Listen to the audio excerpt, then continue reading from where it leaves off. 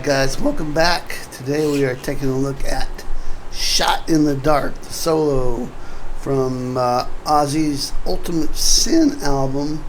And of course we're talking about the mighty Jake E. Lee here. This is a great classic song from that album. Super catchy, almost, you could almost classify this as pop metal kind of a thing. But this it's a pretty short solo, and it's, I would say, of all the Jake solos, this is one of his more approachable solos. So he's got some really crazy stuff, and if you look at of course Bark at the Moon, the solo for that's no easy task, and then something like Lightning Strikes or Center of Eternity, there's some really blazing fast crazy stuff there. Here we just get a couple fast parts and otherwise some really tasty stuff. So if you're into Jake E. Lee but you've been intimidated about learning any of his stuff, start right here with this solo. It's a good one to start with, and I think you'll get even some of you advanced guys, if you don't know this solo, you'll get a lot of those. It's just really fun to play, and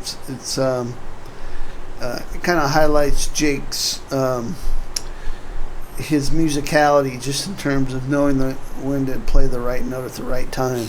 There's a cool little technique at the end there, which sounds like he's tapping with the pick, but it's not. It's a little bit different technique. That might be something new for you. It was for me, so it would be cool to check that out. Let's see, a couple things before we get started here. I am tuned to E flat so that I can play along with the record, and so should you if you want to play along with the record. So I'm tuned down, whole guitar is tuned down a half step. For reference, this is my low E string. Here's an E chord.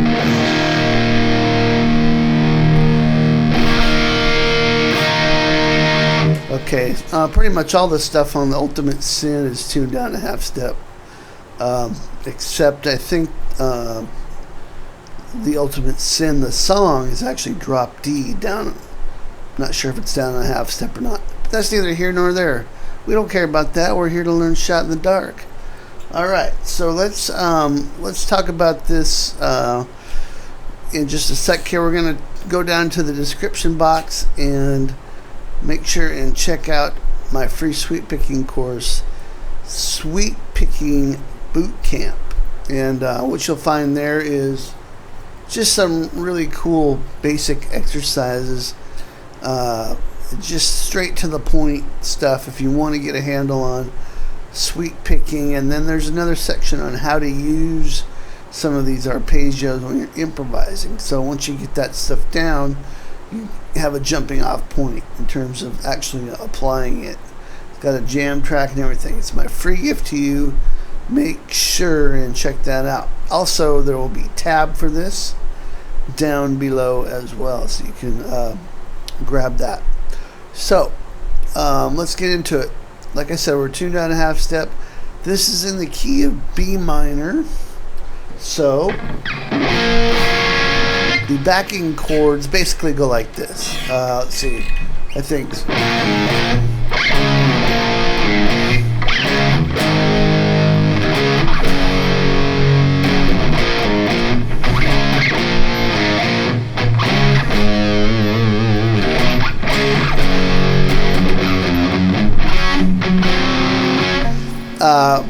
And then you're back into the pre-chorus there. So B minor, D, A in major, G major, all those are right out of the B minor Aeolian mode. So let's go over that quickly.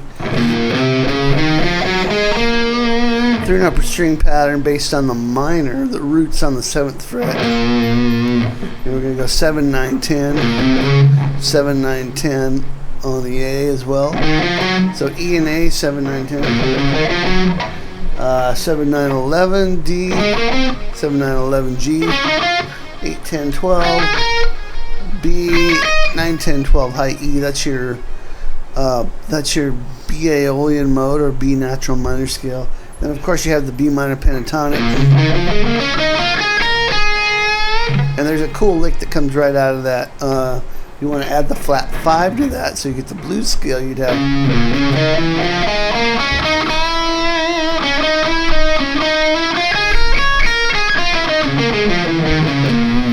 the B minor blues scale. So those are the 3 scales at work over this solo. Cool. So let's get to it. First thing we're going to do is start out with this pre-solo thing. So the pre-solo is actually played with a slide, and I debated whether or not even to include this. It's kind of not the solo, but it actually all fits together. So this is played over I'm going to show you without a slide, just because I actually don't have a slide right now, and nor am I a very skilled slide player. So what you're going to do to sort of emulate this sound is kind of slide in with your index finger to this D chord at the 7th fret. I'm playing on the 7th fret, D, G, and B. And I'm going to pick some notes out of that.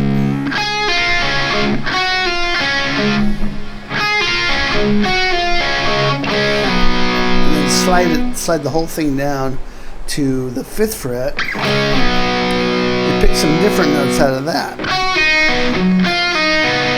Slide back up.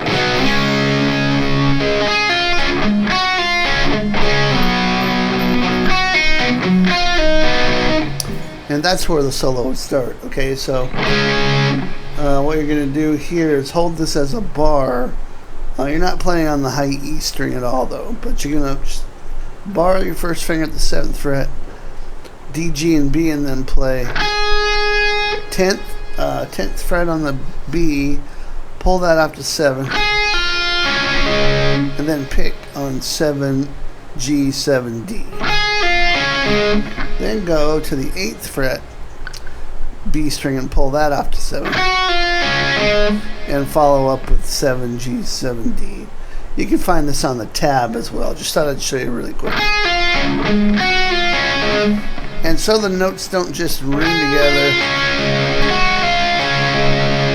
It sounds okay, but if you want to apply a little palm muting or raise your finger up so they don't ring together, it's a little cleaner that way. In either case, you're going to slide down to the C chord here, and this time we're going to pick 8 and 7 on the B string. And just slide that up and repeat. And you're just going to do that twice. Okay, so that's sort of the intro to the solo, major key, kind of a Mixolydian vibe on that. Then we get into the proper main solo here, B minor.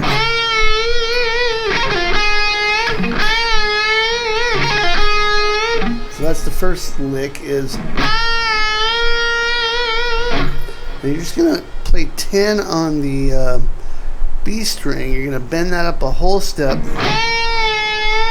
slightly lower it, and then rebend it. Okay, and then, so that's 7 on the high E, pull off from 10 to 7 on the B, rebend 10 on the B string. So, and then we're going to play this really fast pentatonic lick that also uses part of the minor scale.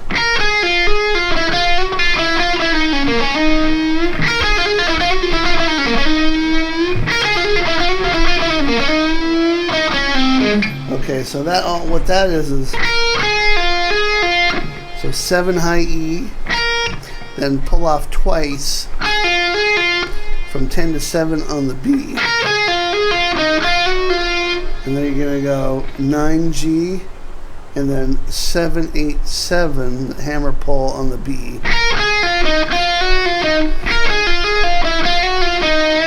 I'm sorry, that was 10 on the G. So you're getting that bluesy feel in there. Randy Rhoads used to do this a lot too, where you'd have the minor scale mixed with the blues scale all over the place in Randy's playing. But in this case, we're playing. And then you're going to play 10 again on the G, and then 7B, pull off 10, 9 to 7 on the G. 9D, 7G, and then the last lick in this phrase is bending 9 up a whole step on the G. And adding a vibrato to that.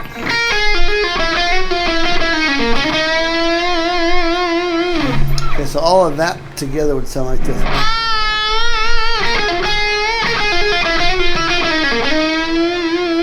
A little bit slower.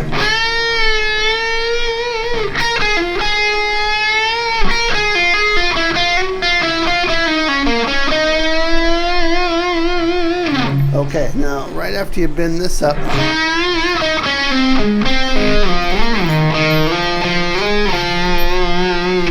a little tricky, this lick here. It's you're going to kind of mute these notes, 9, 7, 6 on the G string, and I'm sliding from 7 to 6, then play 7D, 6G, back to 7 on the D, and when you hit the 7 you're going to slide it. Okay, so down to 4, up to 9, down to 2. So okay,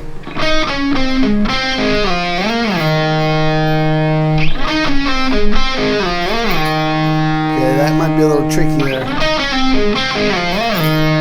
And then you're gonna finish this off by going 2 to 4. So pick the second fret again. So you just landed on 2, you're going to pick it again. Slide up to 4. Let's see. Let's see.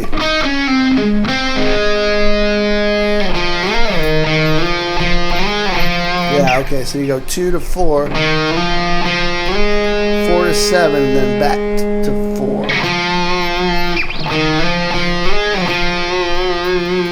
Okay, so here's that lick. Let's come out of this one.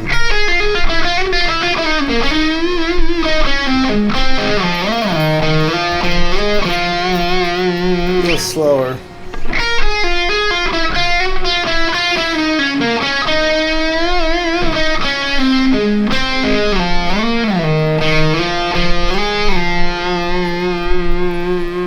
Okay, now we're going to do this.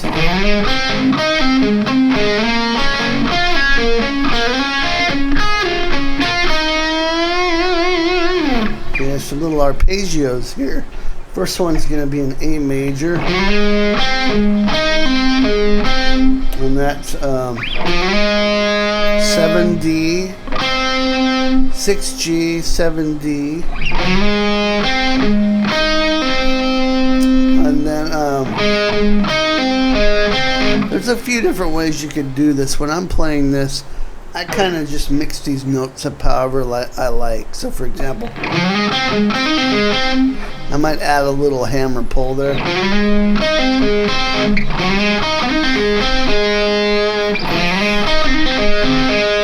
So I might actually go and then hit 9 on the G first.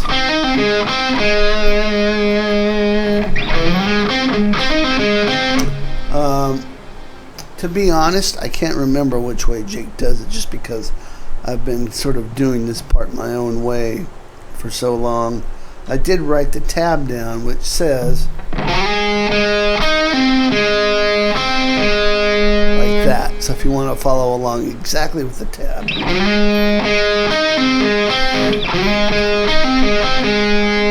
that, you can do that. Keep in mind though, the main idea is to get the correct notes from the arpeggio out. So this is A major.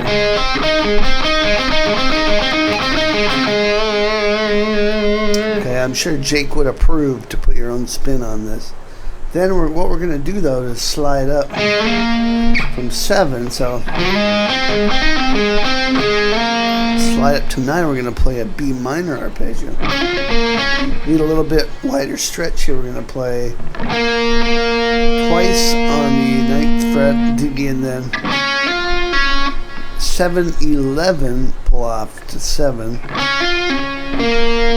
back to 9 on the D. The 7 and 11 are on the G. That makes a B minor arpeggio.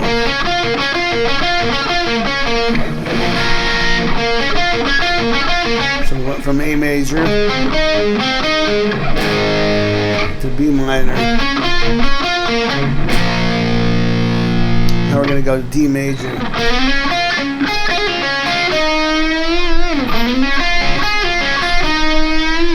So here's the move.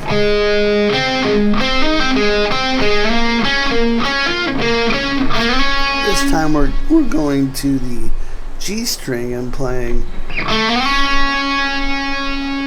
7th fret G, 7B, 7G,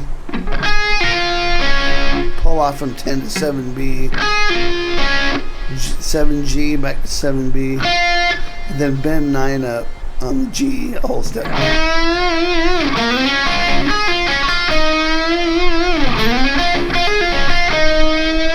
For some reason I like to add those little hammer pulls in there. I just think it sounds cool. All that together would sound like this, a 3 arpeggio.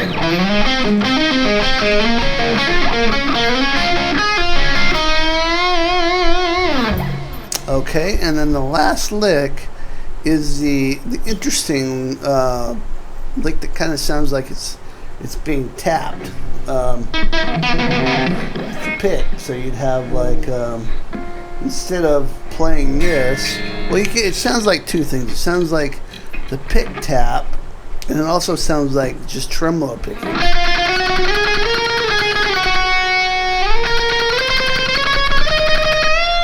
But there's a different thing going on in there, and what it is Jake's playing is loosening the grip up on the pick a little bit.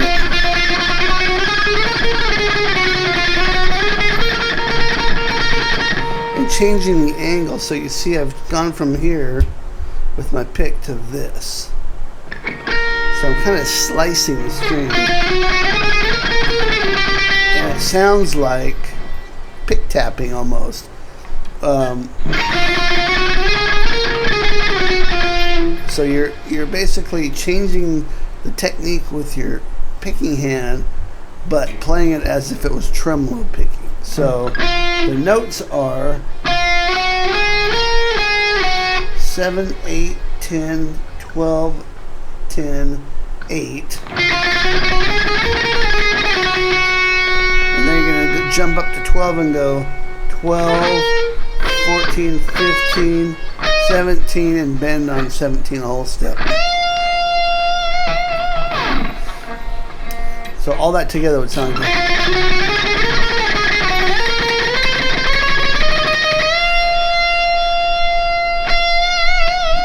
Add the big vibrato to that last note. Hopefully that makes sense. There's a lot of little tricky bits in here, but when you put it all together, it's a lot of fun to play. Let me play the whole solo at a sort of a medium tempo, just so you get an idea of how it all flows together. So we'll start from the solo intro.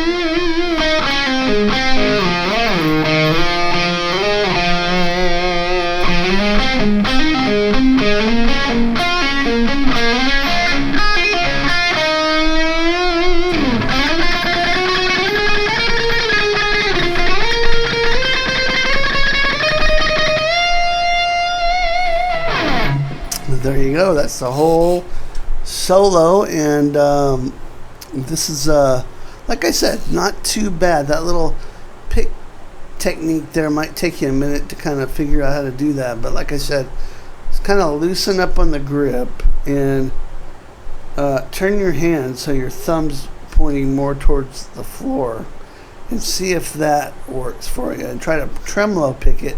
Get kind of this sound where it sounds like the pick is tapping. That kind of like a Joe Satriani kind of pick tap thing, which I suck at, so I won't even try to demonstrate that. To be honest, I've never really particularly liked the sound of that, and a lot of players do that. George Lynch does it too occasionally, but to me it just never appealed to me that much. This is actually a little cooler because I can still hear the finger attack in it. It doesn't sound like it's all pick. It's kind of half and half, so I like this a little better. Anyway, hopefully you got a lot out of this solo. Like I said, tune down a half step and make sure and play along with the recording to sort of get the timing and everything right. I used Jake E. Lee 20 watt head on all the on the guitar parts on this backing track that I created. But for the solo, for sure, it was boosted with a Friedman Buxom boost, which is what I'm using right now. And I also put a Friedman Golden Pearl, just barely cracked on, just for another layer of gain. But otherwise, all the sounds coming right from the amp, and it's going into a 2 Notes Captor X with a divided by 77 cabinet. And I think it sounds pretty good. Alright guys, hope you enjoyed this video and got a lot out of playing this solo and learning this solo. I'm actually doing in the middle of doing a brand new guitar course.